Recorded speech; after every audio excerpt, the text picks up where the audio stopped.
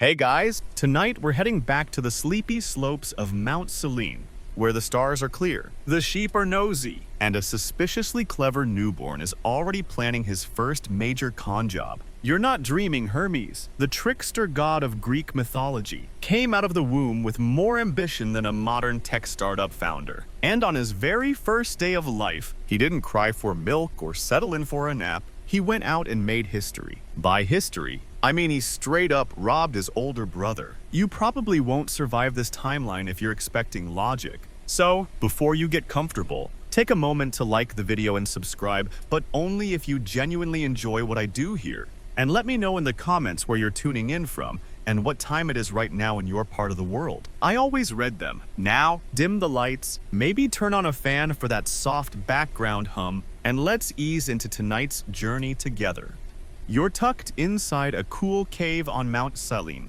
It smells like damp rock, sheep fur, and honey cakes. Outside, the sun is crawling slowly over Arcadia's pine-draped hills. But you're sharing a cave with a baby, and not just any baby. Hermes blinks open one eye, stretches both arms, and immediately starts plotting. Technically, he's the son of Zeus and Maia, one of the quieter nymphs, who had this whole motherhood and seclusion plan. Unfortunately, her baby is Hermes, and Hermes is bored. Within a few hours of being born, he invents a baby sling from grass, steals his own blankets back from a raccoon, and asks a passing bee for directions to something exciting. You get the feeling this isn't going to be a nap-friendly baby. Historians still argue whether the tale of Hermes' infancy is meant to be allegory, satire, or just divine trolling. But the oldest Orphic hymns suggest people genuinely believed Hermes was capable of full-scale mischief before he could walk. There's even a debated fragment from the Homeric hymns where Maia reportedly wakes up and says, "Why do I hear cowbells?" Back in the cave,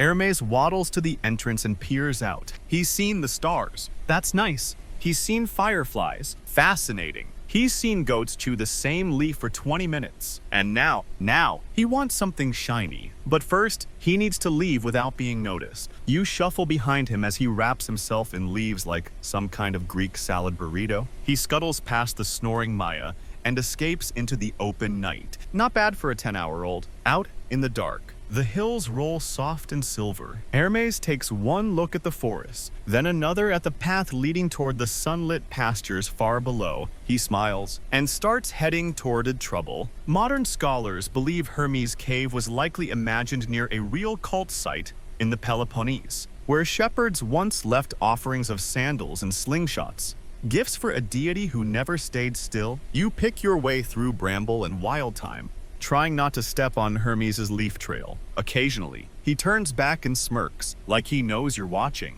You try to keep up. He's moving fast now, downhill toward a place you're not supposed to be this late. The plains of Pieria stretch wide before you, and somewhere in those plains, Apollo's sacred cattle, of course. Of all the things to mess with on your first day, Hermes picks cows. Sacred cows. Apollo's cows, the ones guarded by sun priests and known for mooing in perfect Dorian scales. You've heard of toddlers grabbing car keys, but this, you're starting to realize Hermes doesn't make small plans. By the time you reach the field, the moon is slipping west, and Hermes is crouched in the shadows, eyeing the cattle like a toddler casing a museum. He hums softly, sketches a plan in the dirt with his toe, and then he giggles. Not ominously, just delightedly. Then he gets to work untying ropes, flipping hoof prints backward, and confusing every single grazing beast into following him in reverse. You blink. You actually have to blink because he's not just herding them, he's reversing them. He leads the cattle backwards up the hill, erasing their tracks with leafy branches, and muttering nonsense words that sound like incantations but might just be baby babble.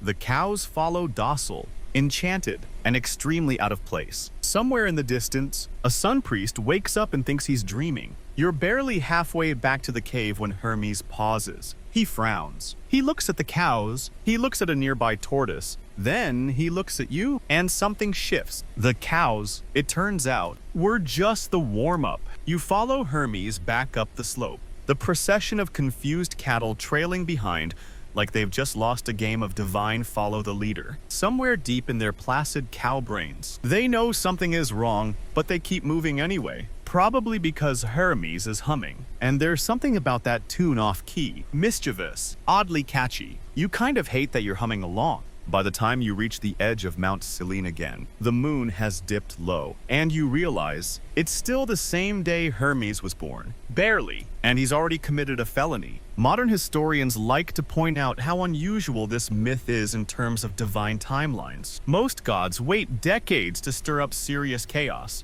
Hermes, he clocked into mischief before his umbilical cord cooled. And while some scholars debate whether this tale evolved from older pastoral trickster legends, there's no denying its longevity. Fragments of this very cow heist were carved into stones, used to mark ancient Greek roads. Imagine that. Highway signs honoring baby crimes, now back at the cave entrance. Hermes carefully leads the cows into a nearby thicket, brushes out their footprints again, and leans against a rock with that infuriatingly satisfied look toddlers get after smearing peanut butter on your tax paperwork. You breathe a little easier. Maybe now he'll nap. But no. Instead, Hermes's gaze slides toward a quiet patch of moss and a tortoise. Alone. Slow-moving, absolutely innocent tortoise. You wince. Look, before we go further, let's be clear. The tortoise survives, but not in one piece. Hermes pads toward the creature, crouching like a lion in the world's tiniest hunt. He circles it,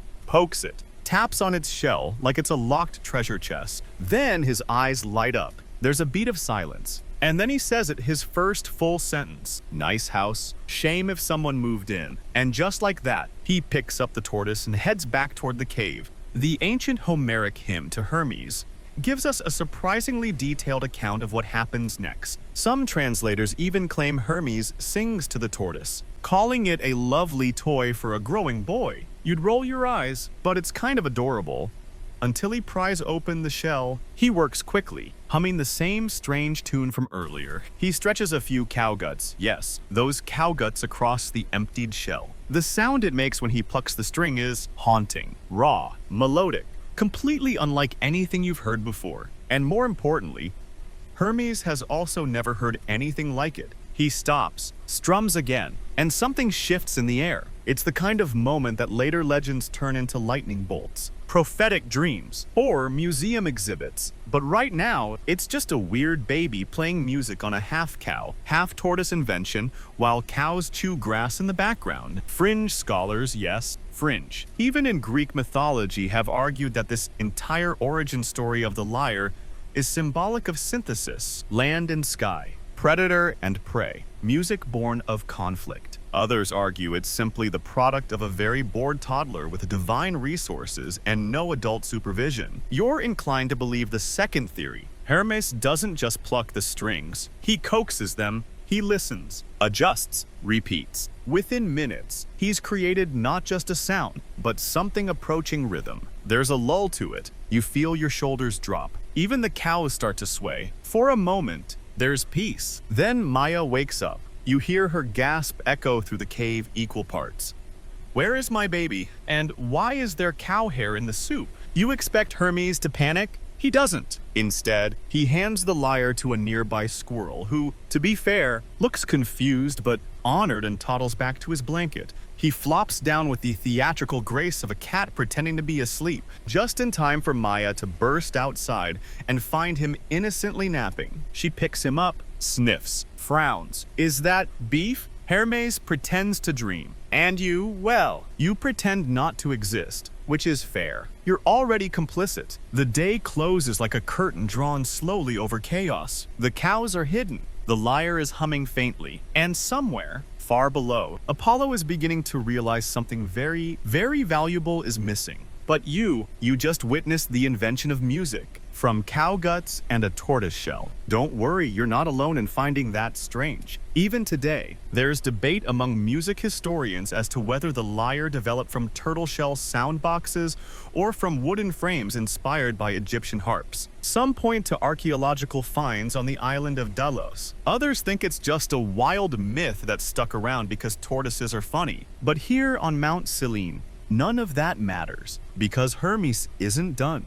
He yawns, rolls over, and just before drifting off to sleep for the first time in his godhood, he whispers, "I bet I could sell this." You're back in the cave before dawn, nestled among reeds and soft wool blankets that somehow smell faintly of oregano and goat breath. Hermes is snoring, a little gurgling squeak that doesn't match the chaos you just witnessed. The lyre rests beside him, tucked under one tiny arm like a stuffed toy, its tortoise shell gleaming dully in the fading moonlight. For a moment, all is calm. Then Apollo shows up. You hear him before you see him.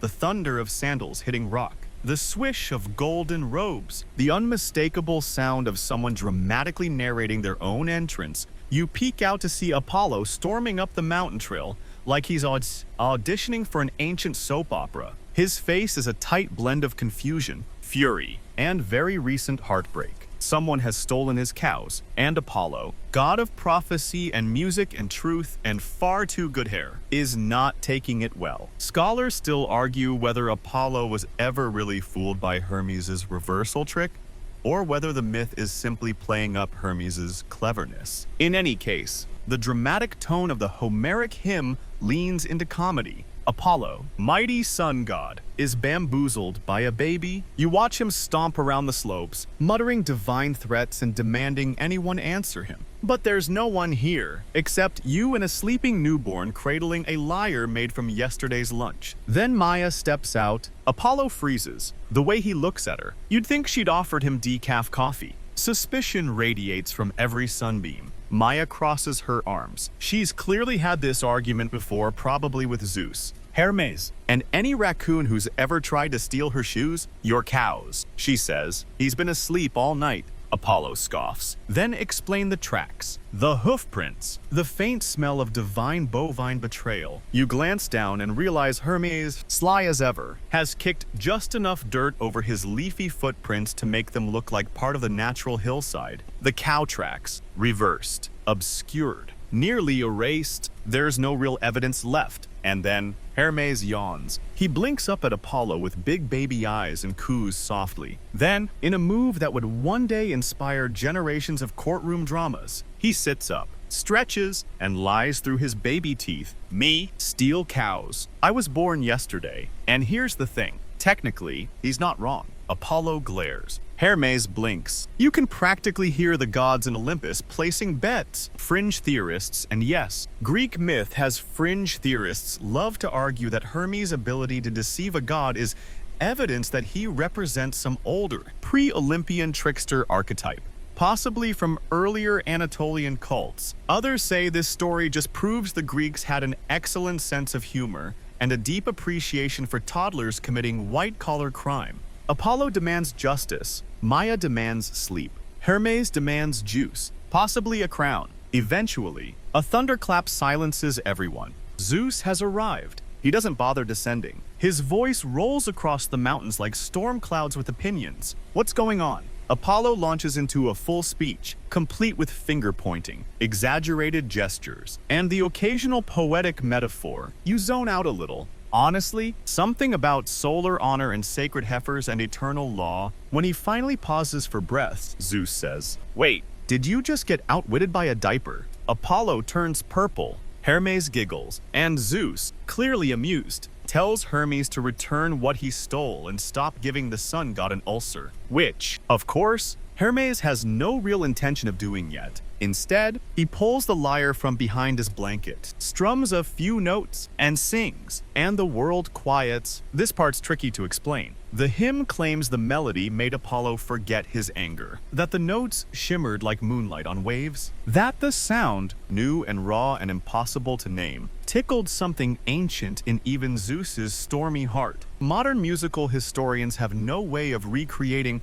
what that might have sounded like, but some believe this myth inspired early Greek philosophers like Pythagoras to explore harmonic ratios and celestial music. Others suggest it's just another story about the power of art to disarm even the crankiest sibling. Either way, it works. Apollo stands there, stunned, blinking like someone who just heard music for the first time, which technically he has, and Hermes. He smirks. "You like it?" he says. "You can have it." Just like that, He hands Apollo the lyre, no strings attached except the literal cowgut ones. Apollo, in turn, gives Hermes his caduceus, a golden staff twined with ribbons and little wings. You know, casual divine bribes. The whole scene feels oddly corporate. Two gods exchanging office tools. One gets the magic flute equivalent of a Grammy. The other gets promoted to management. Historians still argue whether this was a genuine gift exchange or Hermes pulling another long con. But you know better. He's still bored.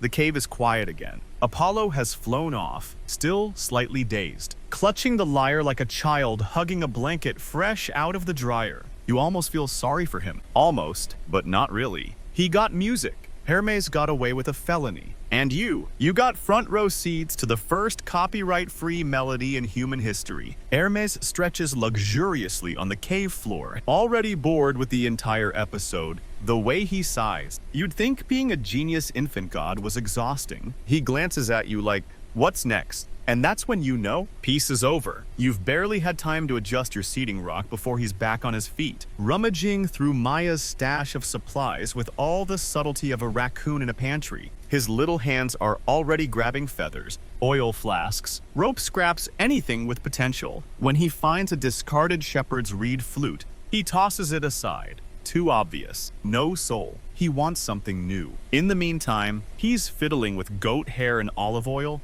like he's about to launch a startup. You get the distinct feeling you're watching the divine equivalent of a Silicon Valley garage moment, except instead of microchips, you've got sheep grease and a pine cone. Modern academics still debate how much of Hermes' legend was built to explain cultural tools. Some see him as the embodiment of innovation, the god who bridges opposites, life and death, truth and trickery, dreams and wakefulness. Others suggest that his myth simply filled a gap in the narrative. Someone had to invent stuff, and it wasn't going to be Ares. As Hermes continues fidgeting, his eyes drift toward a patch of sunlight just outside the cave. There's a new gleam in them, restless, calculating. He bolts outside, barefoot and determined. You scramble after him, dodging startled lizards and a very offended owl. Hermes zips downhill, zigzagging through brush, like he's tracking a thought he can't quite catch. Eventually, he stops at a fallen olive tree half uprooted, limbs twisted into oddly melodic curves. He touches it like it's already singing, pulling a shard of stone from his pouch. Where did he get a pouch? He begins carving notches into the wood. The shape is starting to resemble something, not a lyre, not a flute, a frame, maybe a skeleton of a sound. But he pauses. It's not right. He drops the olive branch and turns toward the nearest patch of reeds growing by the riverbank. You follow again, still uncertain where this is headed, and then it hits you. He's inventing again. This time, it's not about stealing, it's about building. The first instrument was an accident, cow guts and divine curiosity, but this is on purpose. Hermes snaps a reed clean in two, strips it, trims it, folds one end, and blows through it gently. Nothing. He frowns, tries again, adjusting the angle. This time, it squeals like a goose being insulted in Latin. Progress. He spends the next hour experimenting, flattening reeds, adjusting holes, bending pitch. Occasionally, he pauses, scribbles in the dirt, then erases it again. You feel like you're watching the earliest prototype of something important. Messy, unstable, but full of potential. Eventually, he pulls together a crude set of pipes, each slightly different in length, all bound with olive twine and stubborn optimism. The sound? It's raw,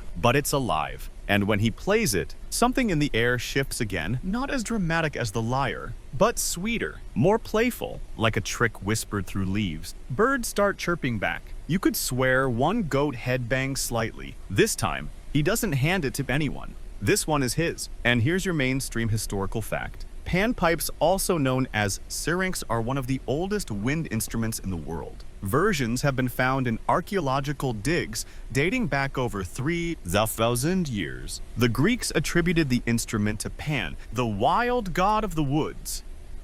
But Hermes, he might have gotten there first, depending on who you ask. And Hermes loved stealing credit. Fringe theorists suggest the entire Pan origin story was a later addition, crafted to clean up Hermes' overwhelming creative resume. Others think Hermes and Pan are two sides of the same mythic personality impulse, instinct, invention. But in this quiet grove, the debate doesn't matter, because Hermes has stopped playing and started selling. He's carving symbols into reeds, branding them with olive sap and announcing to nearby squirrels that this is the official Hermes pipe.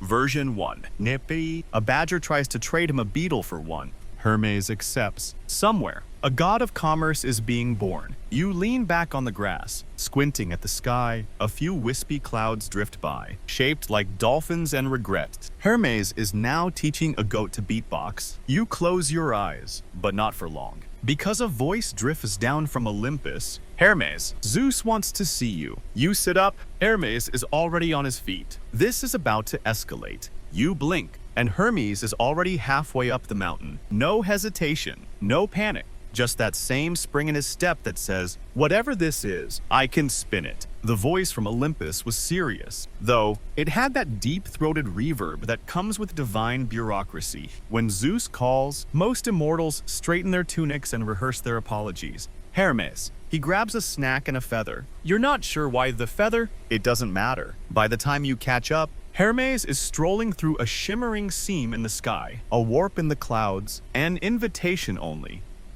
Gods receive and stowaways like you ignore at their own peril. But in you go. Welcome to Olympus. It's not all marble columns and heavenly choirs. Olympus is strangely bureaucratic. There are scrolls stacked on scrolls, immortals debating zoning laws, and three muses arguing over whether time signatures exist yet. Somewhere in the distance, Dionysus is asleep in a grape barrel, and dead center looming like a thunderstorm wearing a crown is Zeus. He doesn't look mad. Exactly. But he's doing that thing powerful dads do where they pretend they're just curious. But also you can smell the lightning in their beard. Hermes approaches like he's done nothing wrong. Zeus raises a brow. I hear you've been busy. Hermes shrugs, just filling in gaps. Here it comes. The godly verdict. The thundery disapproval. But Zeus chuckles. Busy is good. Wait, what? Turns out Zeus isn't furious about the cow theft, or the lyre, or the panpipes. He's just noticed something the rest of Olympus missed. Hermes is fast and clever and unlike anyone else up here. He doesn't get distracted by drama. He gets things done. So Zeus offers him a job,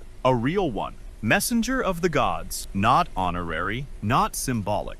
A full-time divine courier with access to mortal realms, keys to the divine travel network, and a shiny new helmet with tiny wings on it. It looks ridiculous. Hermes loves it. There's a pause. A long one. Zeus leans forward. There's just one thing. Hermes blinks. He's intrigued, probably hoping it's something ridiculous, like, don't set fire to Artemis's foxes again. Zeus smiles that slow, dangerous smile. You'll have to actually deliver the messages. No pranks, no reroutes, no selling ad space on divine scrolls. Hermes hesitates. Historians still argue whether this was a real turning point or just another hustle. Did Hermes truly accept responsibility? Or did he see the messenger gig as the perfect cover for more chaos? Hard to say, but Hermes bows graciously and then immediately asks if the helmet can have double wings. You follow him out of the chamber, down a hallway of floating scrolls and whispering statues, his new staff.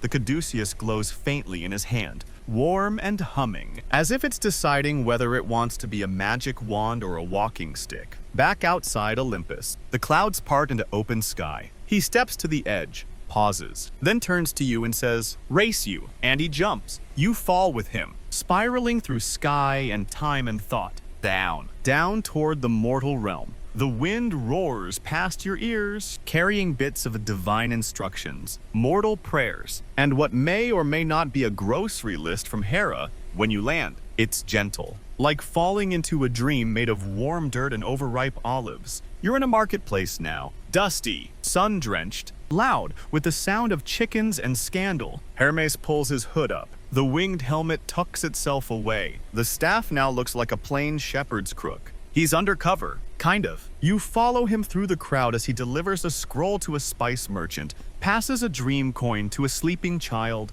and hands a sealed bottle of something glowing to a temple scribe. No one thanks him. He doesn't mind. He's moving. Modern anthropologists sometimes claim Hermes became the patron of travelers because of this role. But more interestingly, he was also adopted as the god of merchants, thieves, inventors, athletes, and public speakers. Basically, anyone doing something clever while moving fast. A deity of hustle. Fringe theorists have even suggested that the caduceus, the staff with twin snakes, was originally a symbol of negotiation, not healing. That only later did get confused with Asclepius's serpent staff, leading to modern hospitals accidentally worshipping a trickster. You believe it, because as Hermes ducks into a side alley and swaps his divine staff for a pipe and a wink, you can tell he's already bored with this job. The messenger gig. Just another platform. He's got bigger ideas. You barely catch your breath before Hermes is off again, whistling through alleyways, skipping over rooftops, balancing on market awnings like they're tightropes. His winged sandals haven't even arrived yet, but he's already walking like the laws of physics were meant for someone else. And maybe they were. Down in the shadow of a temple,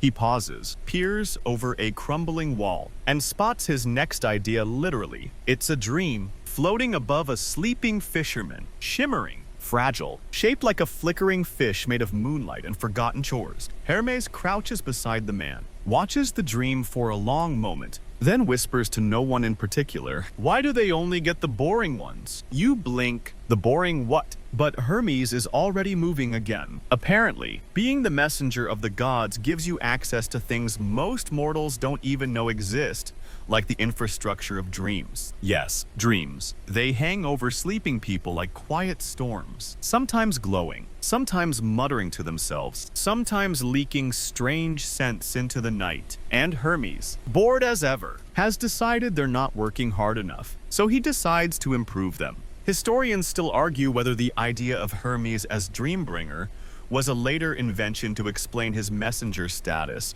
or whether it reflects an older cult belief in him as a guide between realms waking and sleeping, living and dead. Fringe theorists even insist that early Greek dream interpretation scrolls contain secret invocations to Hermes, hidden in footnotes and chicken scratch marginalia. But in this dusty fishing village, none of that matters. Hermes pokes the dream. It jiggles. Then it frowns at him and dissolves into mist. Lame, he mutters. So he makes a new one, right there, in the air, from a handful of sea foam, the sigh of the wind. And whatever the fisherman's cat is dreaming about, he spins it into shape, threads it with golden mist, and places it delicately above the man's forehead. You watch as the fisherman's brow twitches, his hand flexes, and his lips mutter something about flying boats and singing cucumbers. Hermes grins. A better dream. A weird dream, but that's half the point. He begins crafting more, moving through the village like a breeze no one notices, stitching together midnight fantasies out of broken sandals and sun-warmed stones. For one child, he creates a dream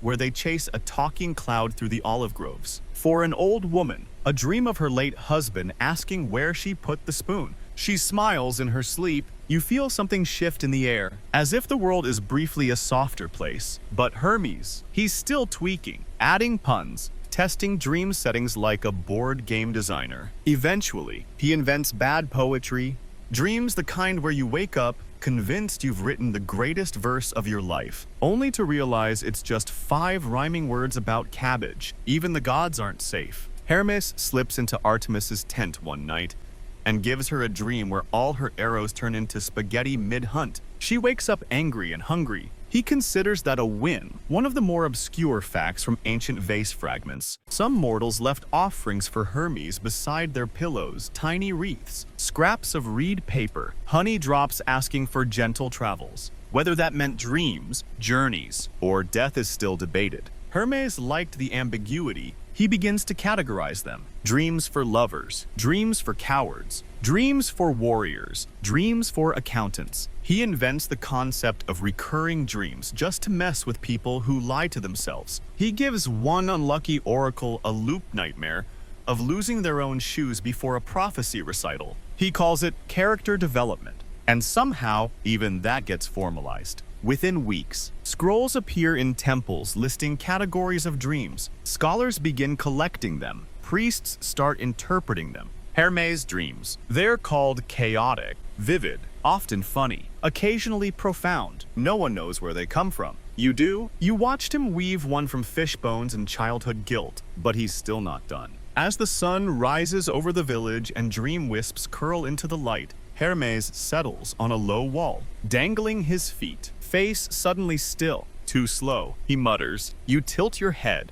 The dreams. No delivery. Apparently, even inserting ideas into sleeping minds has started to feel sluggish to him. So naturally, he starts brainstorming faster methods. He begins sketching on a flat rock, muttering about dream routes and symbol shortcuts and cross-threaded messages you try to follow. But it's like watching someone invent the internet using sand and goat milk. This is Hermes in his element, not just tricking gods or charming mortals, building systems. Historians call it myth. You know it as infrastructure, dreams, delivery, distance, all being folded, bent, restrung to suit the needs of a child.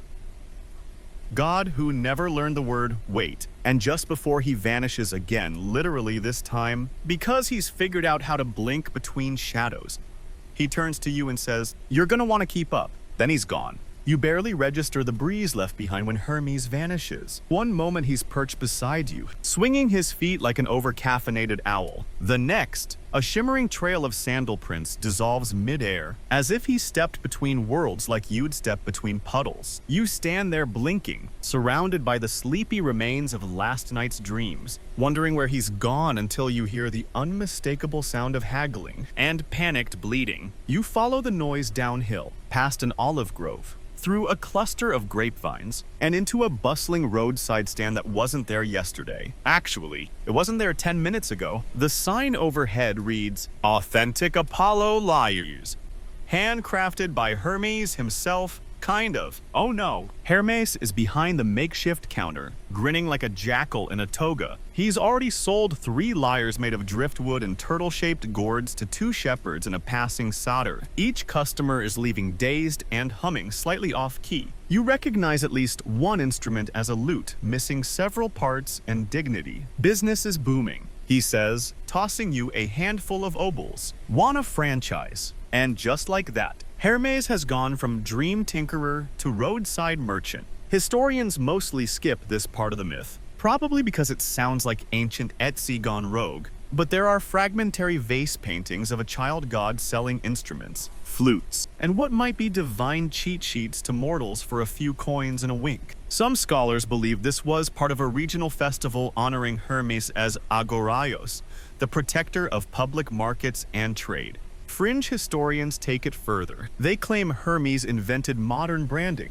the feather-on-scroll seal, the limited edition label, the concept of scarcity when supply is unlimited. One papyrus fragment simply reads, "Buy now or risk eternal mediocrity." You're pretty sure Hermes wrote that himself. While Apollo strums his official lyre in some noble court, Hermes is selling knockoffs for goat cheese and compliments. He doesn't care about purity. He cares about reach, music. He explains while rearranging some polished turtle shells. Should travel, you want to argue about quality control? You really do. But then a group of nymphs show up, each clutching a lyre with mismatched strings. And they're harmonizing. Not perfectly, not cleanly, but together. Something about that feels important. Hermes shrugs. Art is movement. Then, in a smooth pivot only he could pull off, he starts up selling olive oil, not just for food. He announces to a half-interested crowd of passers-by, "This blend loosens strings and tightens vocal cords. Scientifically unproven,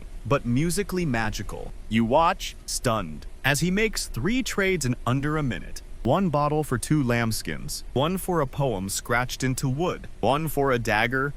He flips and pockets like it's a breadstick. Welcome to the Hermes pop-up experience. But it doesn't stop there. Soon he's roping you into a deluxe lyre package, which includes tuning, dream-inspired melodies, and 1 personally blessed goat whistle. His slogan, "From Olympus to your ear.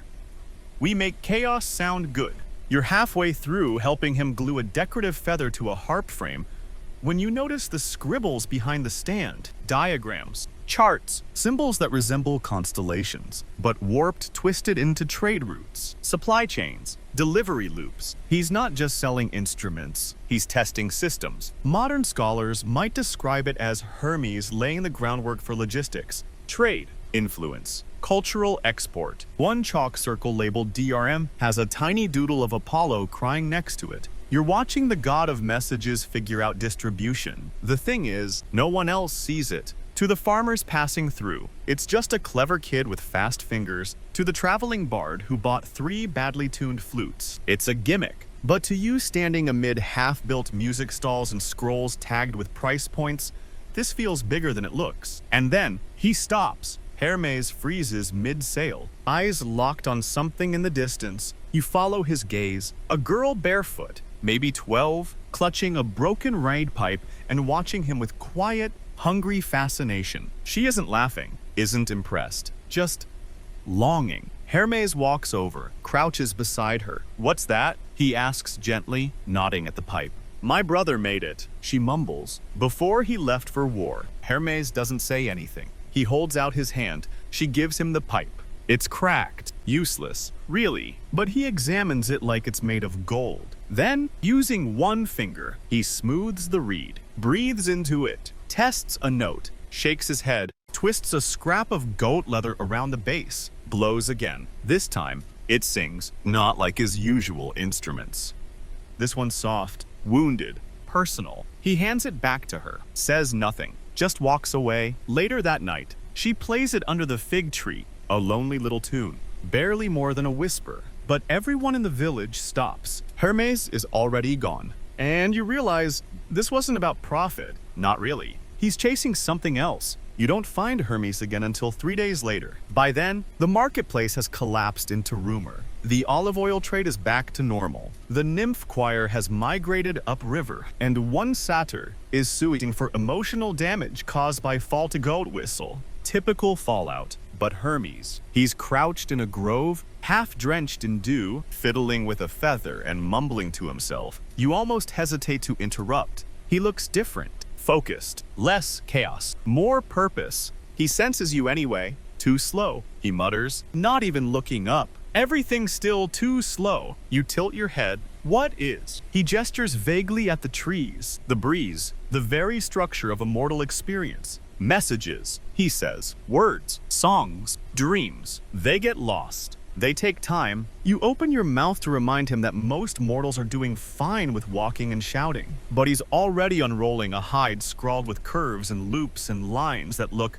suspiciously like flight paths. He's designing something. Again. And now it clicks. He wants to go faster. Not just him. Everything. Communications, deliveries, secrets, truths, pranks. You watch him tie reeds into bundles, wrap them in wax, dip them in honey, and launch one like a tiny scroll rocket into the air. It lands in a pine tree. The squirrel it hits is not impressed. Still, the attempt counts. Hermes grins. Version 2 will have wings. And just like that, you're helping him invent a sort of early pneumatic system.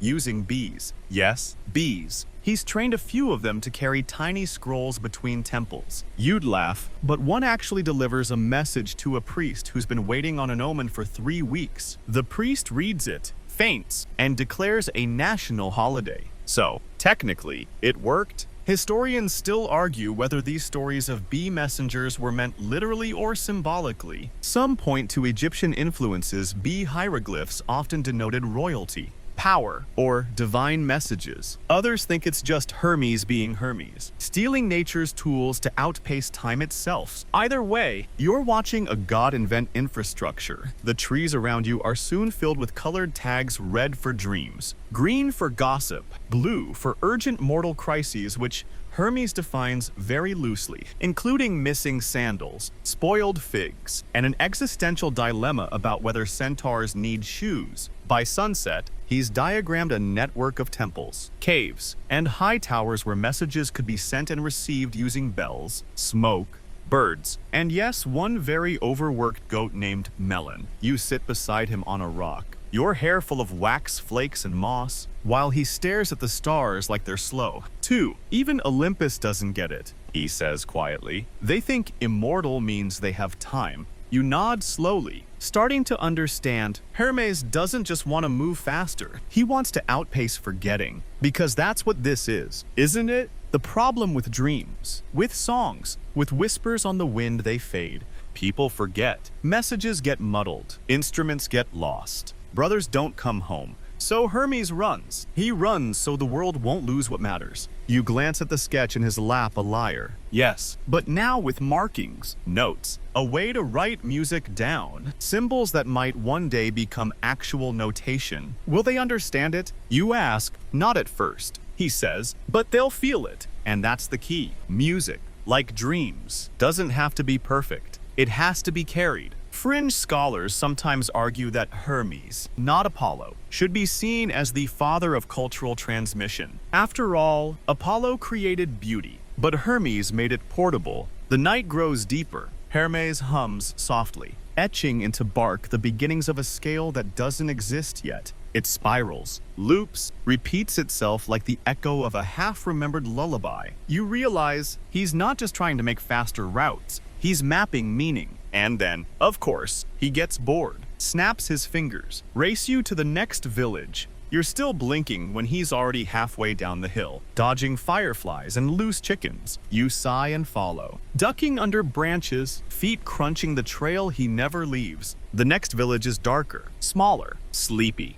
perfect. Hermes marches straight into the square and announces, "Good evening. I'm here to improve morale." No one answers. Everyone is asleep. Even better, so he starts planting music. Tiny instruments in doorways, notes scratched into shutters, feathers tied to wind chimes with instructions like, "Blow here for something interesting." And the next morning, it works. A toddler finds a reed pipe and starts a parade. A baker finds a love song on his windowsill and finally asks out the olive vendor. The blacksmith finds a 2-string harp and realizes he's been clanging things out of rhythm for years. Hermes, meanwhile, is back under the fig tree with his feet up, whittling a new flute and muttering. Still too slow, but his smile says otherwise. Because the message, it's already spreading. By now, you've given up trying to predict where Hermes will go next. You wake up to find him balancing on the edge of a fountain, arguing with a crow about postal ethics. Later, he's using goat hoof prints to spell out knock-knock jokes in temple courtyards. And by noon, he's midair.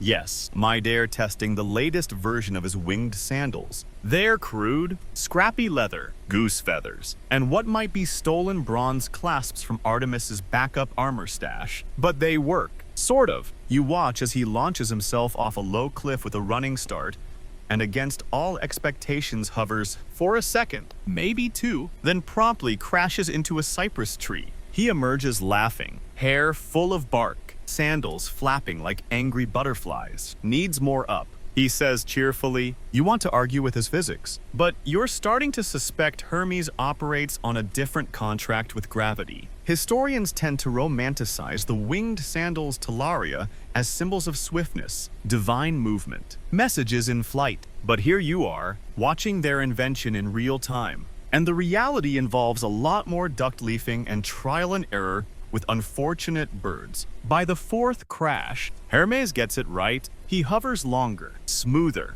tilts into a curve, spins once just because he can. You clap, more impressed than you want to admit. Don't clap yet, he says. Now they have to carry packages. And so begins the winged sandal trials. You spend 3 sleepless days testing delivery routes. Hermes straps messages to his arms, ankles, even his back. He drops bundles into goat pens, into beehives not advised, into wells marked with chalk sigils that only one very bored oracle understands. He misses a lot. But then he starts hitting village to village, temple to shrine, message to mortal. Speed becomes spectacle. He even races the wind once, and for a moment you think he might win. Later, he draws a map in the dirt, circles, arrows, timing notes. There's even a small doodle of himself smirking at a confused Apollo with the caption, "Catch me if you can, sunshine." You laugh. He doesn't. He's serious now. Because for Hermes, flight isn't about showing off. It's about delivering faster than forgetting. That's become his obsession.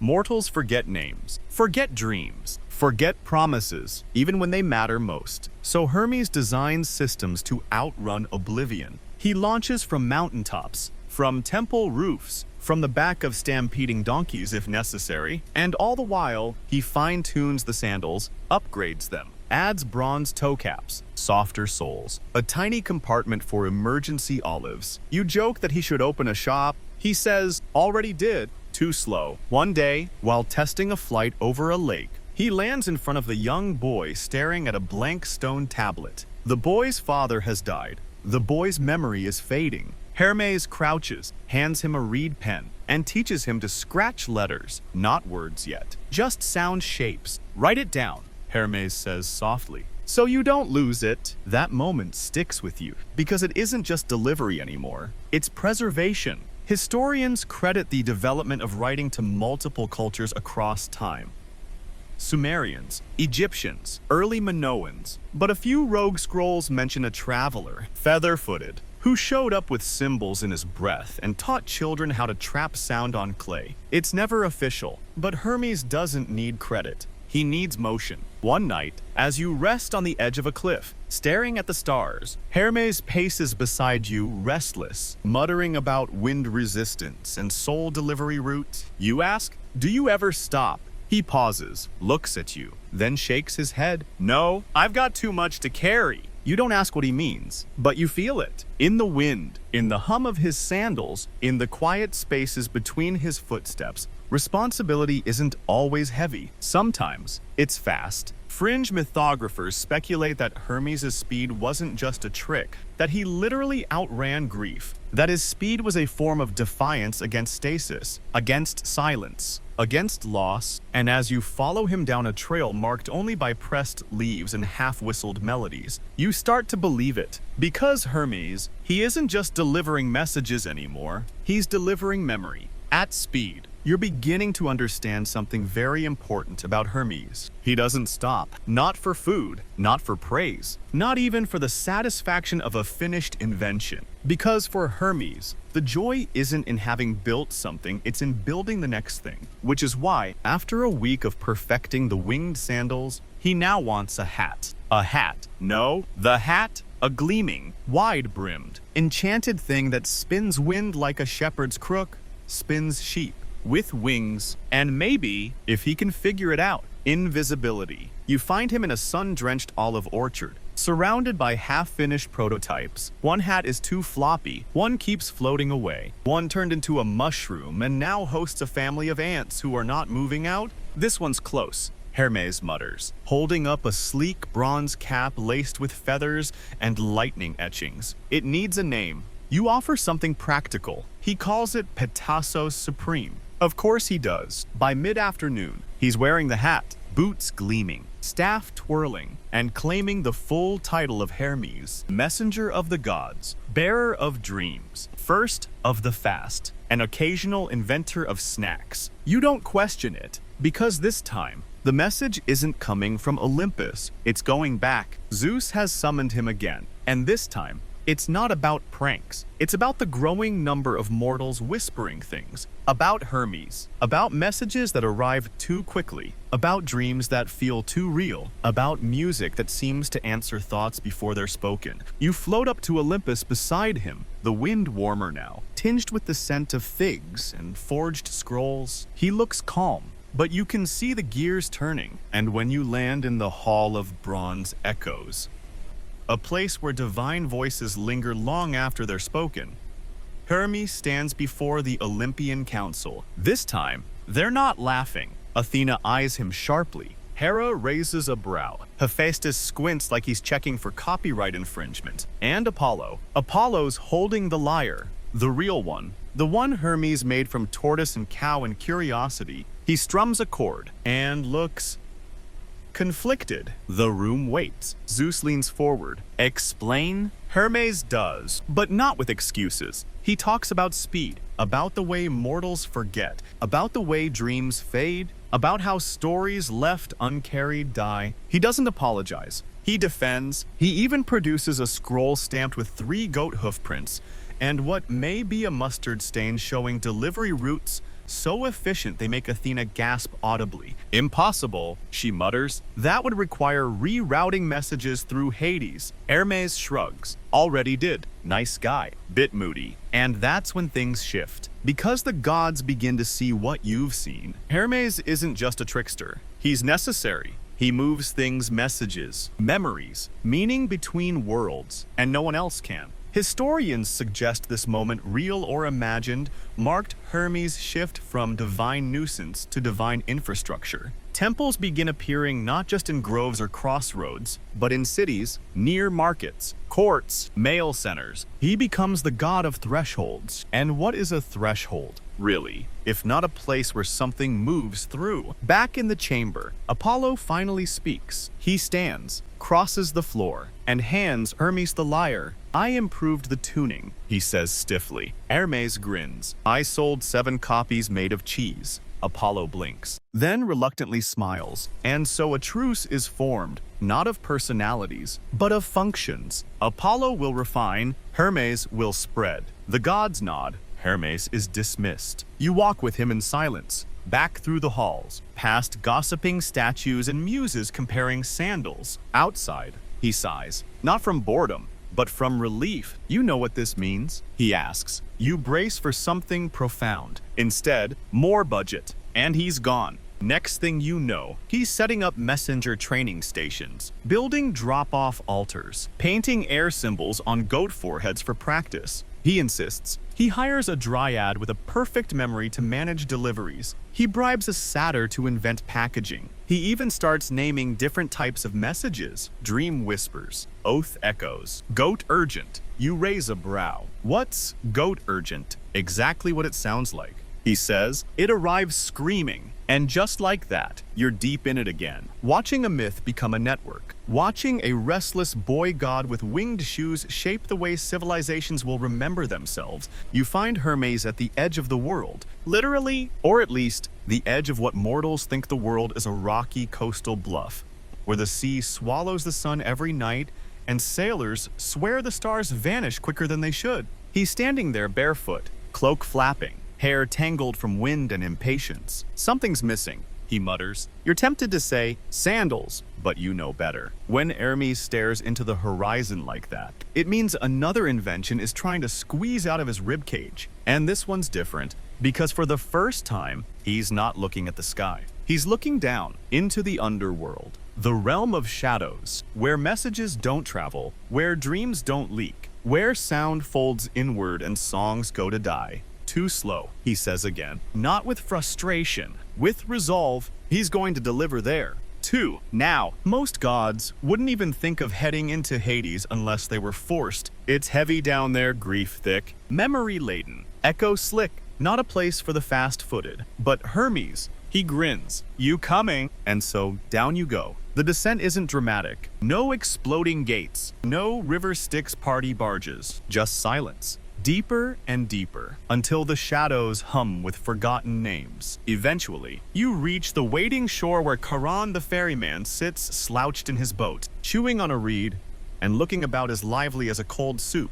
Charon lifts an eyebrow when he sees Hermes. You again? Hermes smiles. Miss me? Charon grunts. Depends. You bringing snacks or bureaucracy? Hermes tosses him a scroll. The ferryman sighs and lets you both on board. As you drift across the dark water, Hermes peers into the mist. I wonder if dreams sink, he murmurs. Charon doesn't answer, but you feel it. This place resists messages. You land at the far shore. The gates groan open like they're bored of themselves. Inside, Hades is not waiting. Hermes didn't come for him. He came for someone else. You follow the twisting tunnels, the walls whispering old regrets, until you find a room that isn't on any map. Inside, a soul sits in silence, not weeping, not screaming, just still. It's a soldier, young, eyes full of something too tired to be called hope. Hermes kneels in front of him and pulls out a dream. It flickers softly, a girl on a hill, a song sung badly, a lyre made of tortoise and love. He doesn't hand it over. He presses it into the air, lets it hover, lets it stay, and in that moment, you realize what he's building. Not just delivery, access. Hermes isn't bringing messages to the underworld. He's building a route through it, a two-way path. So the forgotten aren't silent. They're just waiting. Historians rarely give Hermes credit for this. His role as psychopomp's soul guide is usually treated as functional, escort duty, no flair. But here, beneath the surface of myth, you see the truth. He gave the dead a voice, not a loud one, but a lasting one. And that changes everything. Fringe theologians have long debated the early emergence of death rituals involving whispers to Hermes coins placed not just for passage, but with tiny etched prayers. Some even suggest the coin under the tongue was less payment and more message delivery.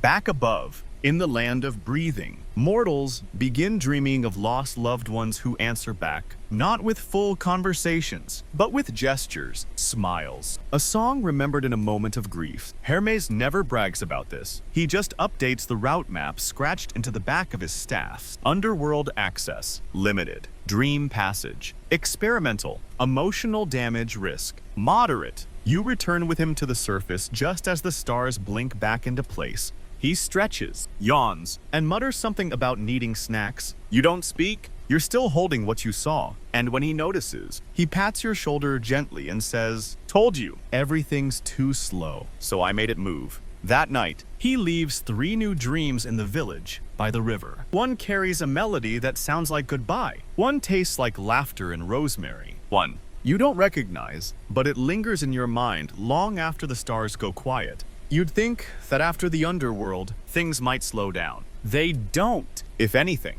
Hermes picks up speed. He doesn't walk anymore. He glides. Even when his feet touch the ground, he moves like a thought half-formed, already outpacing the world around him. You spend your days trailing behind him in a blur of temple steps, market smoke, and reed-flecked scrolls. Even dreams feel like they're trying to catch up. But tonight, you land in a village so small it doesn't have a name, just a crossroads, a crooked olive press, and a grove where people drink more to forget than to celebrate. There's a festival in progress. Well, barely. A few tired torches, a lyre missing 2 strings, a satyr passed out in a wine barrel that's more legs than rhythm. Hermes surveys it all, with an expression bordering on existential offense. "This," he declares, "will not do." He rolls up his sleeves. The flute comes out first. Not one of the official versions. This one's warped, improvised, etched with spirals and bite marks. He lifts it to his lips and plays. It's bad, intentionally bad. A honk,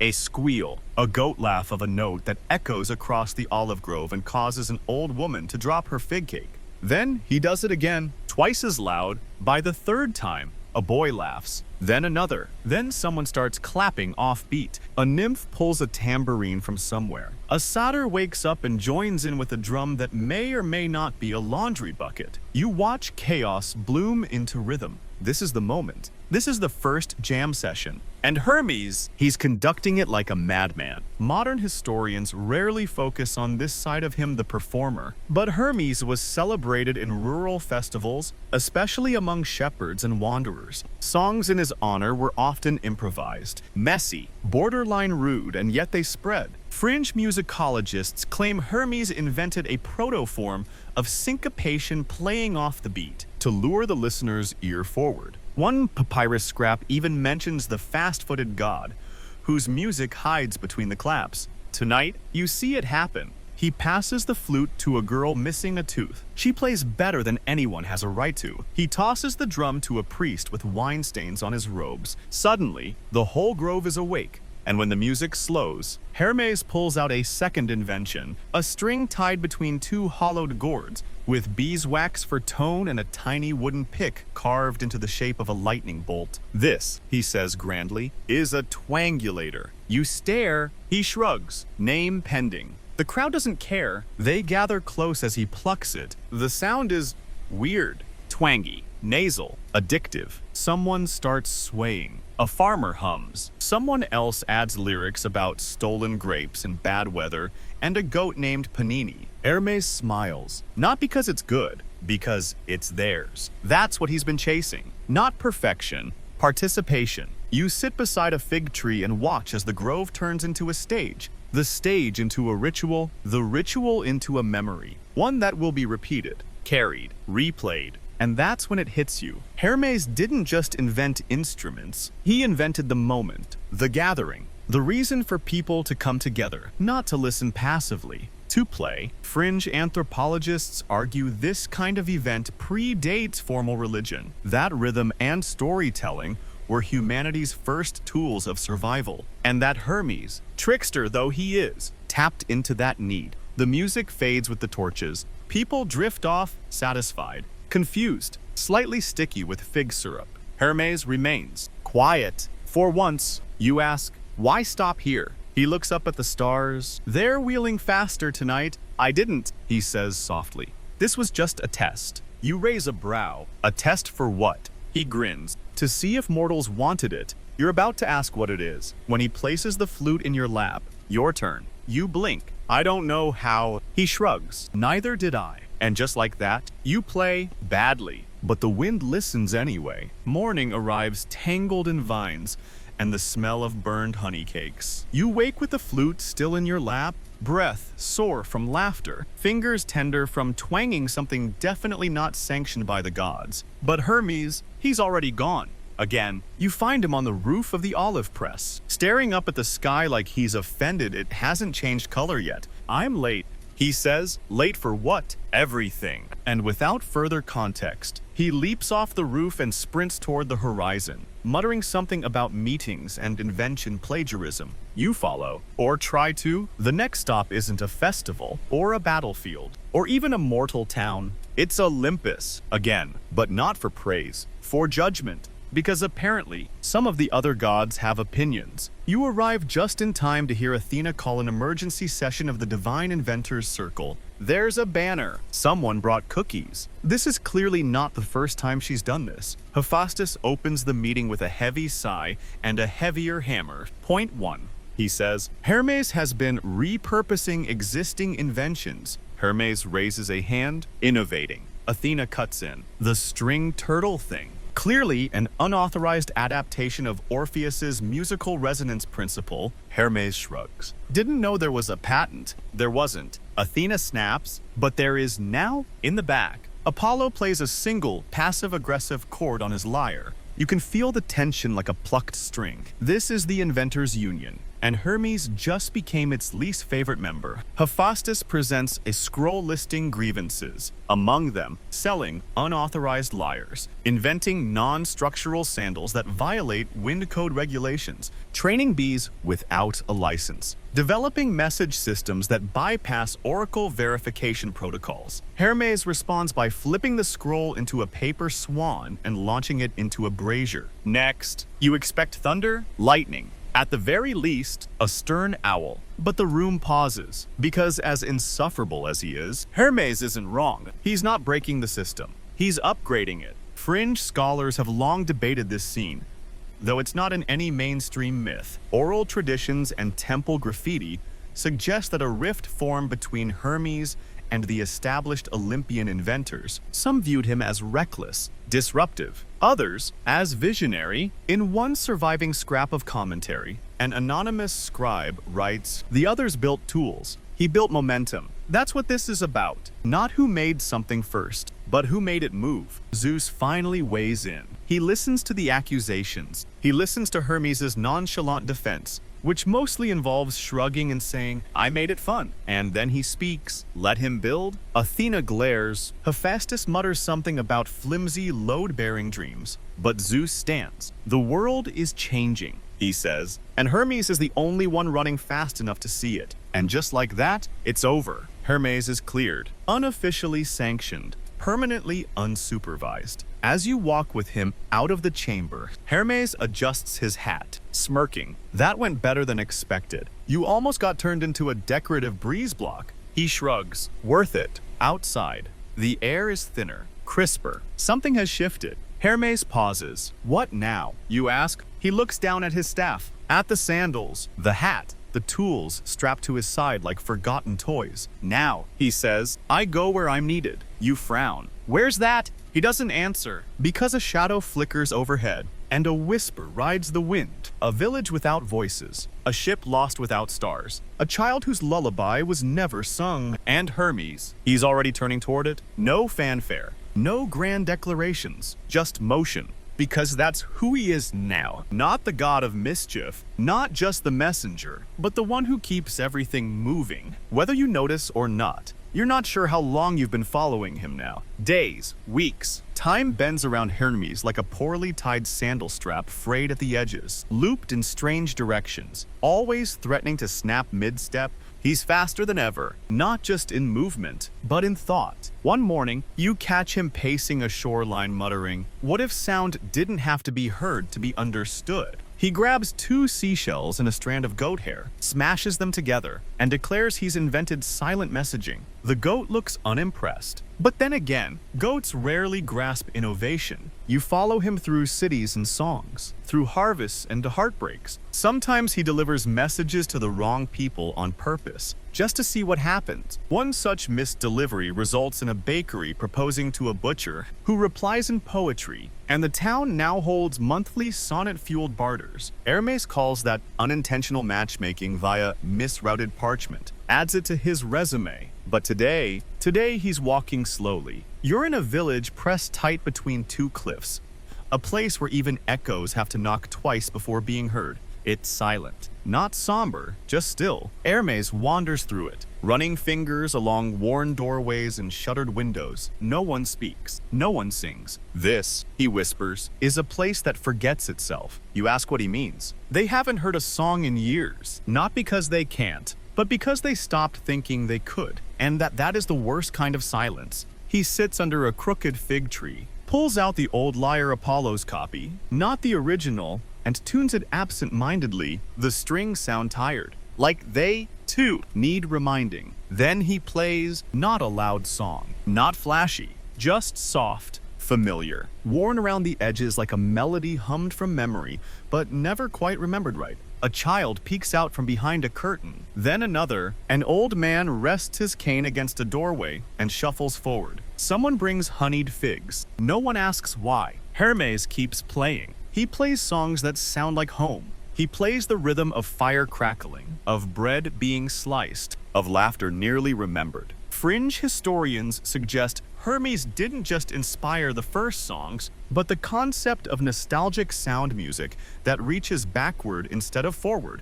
Today, you hear it happen. The villagers don't dance, they breathe. And it's enough. Later, by the fire, Hermes adds a new mark to the inside of his sandal. His strange way of tracking where he's been. Don't you forget. You ask. He glances over, never. But then he adds, "That's the point. I remember so they don't have to." You realize something profound then. All the scrolls, the flutes, the goat messages, the sandals.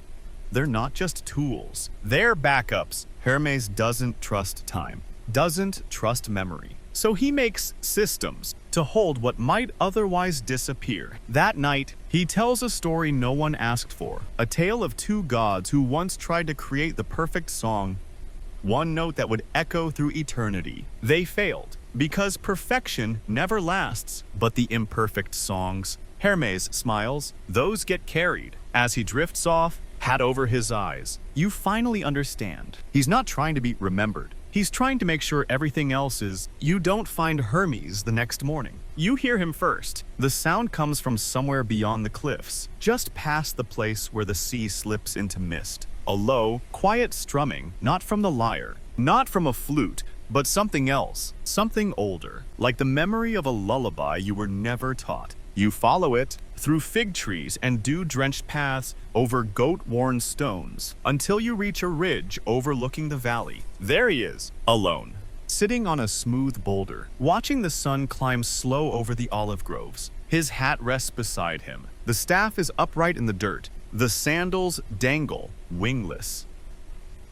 For now, drying in the breeze. He looks still, not tired, not sad, just quiet. He sees you, smiles. "I think I've done enough," he says. You don't know what to say, because you followed him through song, through shadow, through stolen cows and whispering dreams. You've seen him build faster than the world can forget. And now he's simply here. He pats the rock beside him. You sit. He nods toward the horizon. They're carrying it now. You follow his gaze. In the distance, you see a girl teaching another how to tune a broken lyre. You see a boy carving symbols into wood to remember the sound of his father's voice. You see two old women humming in harmonies, one forgetting the words, the other filling in the gaps. They'll forget my name, Hermes says, almost wistfully. That's fine. They'll call it music. And he's right. Historians still argue where the lyre came from. Who invented the flute? Why dreams feel like they carry more weight after certain festivals. They debate the origin of melodies that seem to rise from nowhere and echo from the hills when no one's around. They rarely name Hermes, but they remember what he gave them because he didn't build monuments. He built motion. The whisper of song passed from breath to breath, the echo of a dream seated in a restless night, the feeling that something, a sound, a thought, a truth just arrived in time.